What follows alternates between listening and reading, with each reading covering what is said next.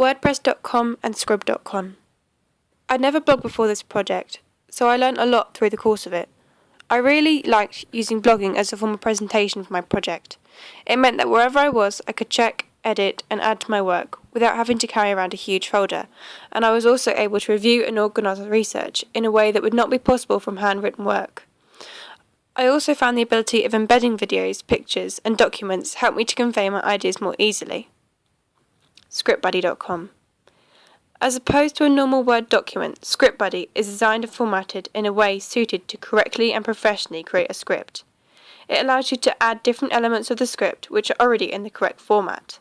Having never written a professional script before, this site helped me to maintain the correct layout for my script and reminded me to add extra details for certain elements. For example, the time of day and weather of settings, and adverbs for speech and movement which helped my actor to understand what I wanted from them. mp3unsigned.com.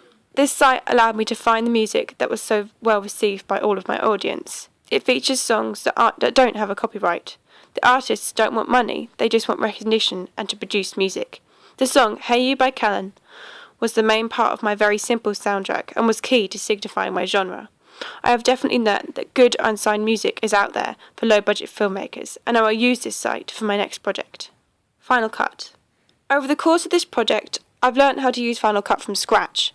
The first thing I did was learn some of the various keyboard shortcuts which helped me to edit my opening sequence more swiftly. An editing technique that I'm really proud of, which was only possible through the use of Final Cut, was moving around the video footage into certain places on the screen to create a more interesting look. Specifically, the editing of these shots helped to convey a sense of Mark's repetitive failure in his dating journey and how he's tired of every day going the same, badly. LiveType. I was able to produce my production cards, film title, and date counter with this program. Like all other programs, I have never used LiveType before, therefore, I learned a lot about how to use it, but also what to use. There are a lot of effects that you can use in LiveType, however most of them look very cliché and unprofessional. Especially with a program which isn't particularly expensive, it is important to keep things simple. I learnt this through my own personal experimentation and from looking at previous examples. GarageBand allowed me to create my very simple soundtrack. The key feature that I learnt about and then used a lot is being able to change the volume of individual sounds at certain points. I was able to single out Mark's voice and make it louder so that it was easier to understand him. Equipment. My camera was a Sony Handycam.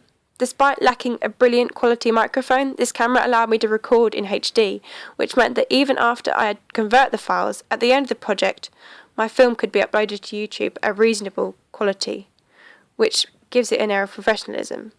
My tripod allowed me to pan smoothly and create a professional-looking stable shot. I used my Samsung S3 phone as a voice recorder. As is often with the problem with small handheld cameras, the sound quality is not brilliant.